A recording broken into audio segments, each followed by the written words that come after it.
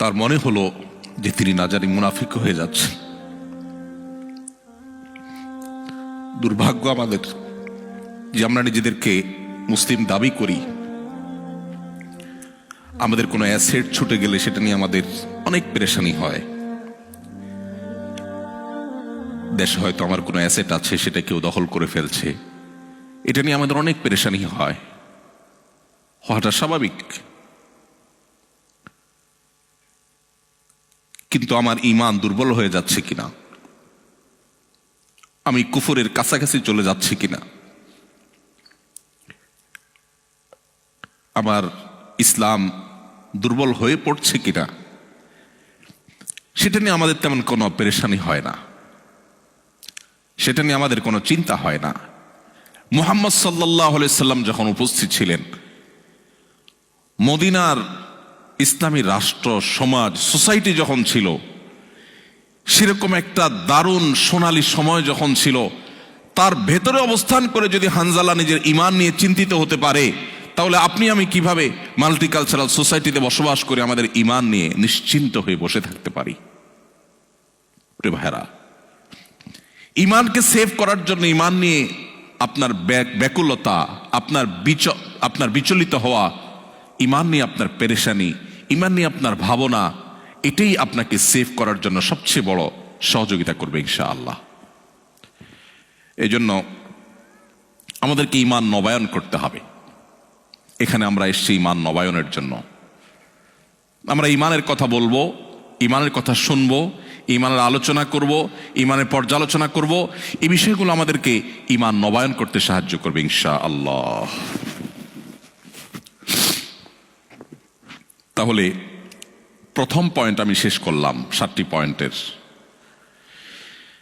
Multicultural সোসাইটিতে ইসলাম practice করবার জন্য প্রথম যে বিষয়টি প্রয়োজন, সেটি হলো শক্তিশালী ঈমান। আল্লাহ রাব্বুল আলামিন সেই শক্তিশালী ঈমান আমাদের সবার বক্ষে ধারণ করার তৌফিক দান করুন। নাম্বার 2, দ্বিতীয়ত যে বিষয়টি প্রয়োজন তা হলো দ্বীনের বেসিক বিষয়গুলোর জ্ঞান। একজন মুসলিম হিসাবে এটি আমাদের অর্জন করা অপরিহার্য। আমি যেটি একটু আগে বলছিলাম যে আমরা অনেকেই শুধুমাত্র মুসলিম ঘরে জন্মগ্রহণ করেছি, মুসলিম ফ্যামিলিতে বেড়ে উঠেছি, এই কারণে নিজেদেরকে মনে করি যে আমি মুসলমান হিসাবে আমার যতটুকু জানা দরকার সম্ভবত আমার কাছে সাফিসিয়েন্ট নলেজ এবং ইলম আছে, অথচ আমি নিয়মতান্ত্রিকভাবে ইসলামটা শেখার চেষ্টা করিনি। আপনারা সবাই জানেন, উন্নত দেশে আপনারা বসবাস করেন, একজন মানুষ যদি ঝাড়ুদারের কাজ করতে হয়, ক্লিনারের প্রফেশনে যদি কেউ কাজ করতে হয়, তাকেও ট্রেনিং নিতে হয়, তাকেও নিয়মতান্ত্রিক সেটার জন্য শেখা, প্রশিক্ষণ নেওয়ার কাজগুলো আঞ্জাম দিতে হয়, তারপর সে তার কাজটাকে প্রপারলি করতে পারে। অথচ ইসলামটা আমাদের শেখার কোনো প্রয়োজন আমরা অনুভব করি না। আমরা কজন নিয়মতান্ত্রিকভাবে ইসলামের বেসিক বিষয়গুলোকে শেখার চেষ্টা করেছি? এখন ইসলাম শেখার জন্য একেবারে গোড়া থেকে বেসিক বিষয়গুলো শেখার জন্য বহু অপশন এখন দুনিয়াতে আছে। ডক্টর বেলাল ফিলিপসের অনলাইন ইসলামী বিশ্ববিদ্যালয় যেমন আছে, এখন সেটা জেনারেল বিশ্ববিদ্যালয়ে পরিণত হয়েছে, নাম পরিবর্তন হয়ে অনলাইনে। এবং সেটার বাইরে আমাদের দেশে অনেকগুলো প্ল্যাটফর্ম হয়েছে, যে প্ল্যাটফর্মগুলোতে আমরা চাইলে আমাদের দ্বীনকে নতুন করে আমরা জানতে পারি, শিখতে পারি। সো মাল্টিকালচারাল সোসাইটিতে ইসলামকে প্র্যাকটিস করার জন্য, ঈমানকে রক্ষা করবার জন্য আমাদের দ্বিতীয় যে জিনিসটি প্রয়োজন সেটা হলো দ্বীনের একান্ত জরুরি যে বিষয়গুলো আছে সেগুলো খুব ভালো করে জানা।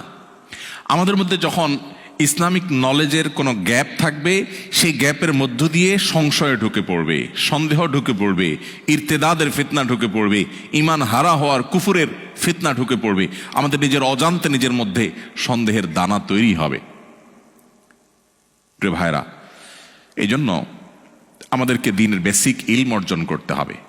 এই ধরনের প্রোগ্রাম, এই ধরনের আয়োজন, এটা দ্বীনের বেসিক ইলম অর্জন করার কোনো উপায় নয়। এগুলো থেকে হয়তো আমরা মোটিভেশন নিতে পারি, কিন্তু দ্বীনের বেসিক ইলম অর্জন করার জন্য নিয়মতান্ত্রিক আপনাকে এখানে কোনো মসজিদে নিয়মতান্ত্রিক কোনো সেখানের কোনো ক্লাস ভিত্তিক পদ্ধতি, অনলাইনে অফলাইনে কোনো বই ভিত্তিক প্রচেষ্টা আপনার থাকতে হবে।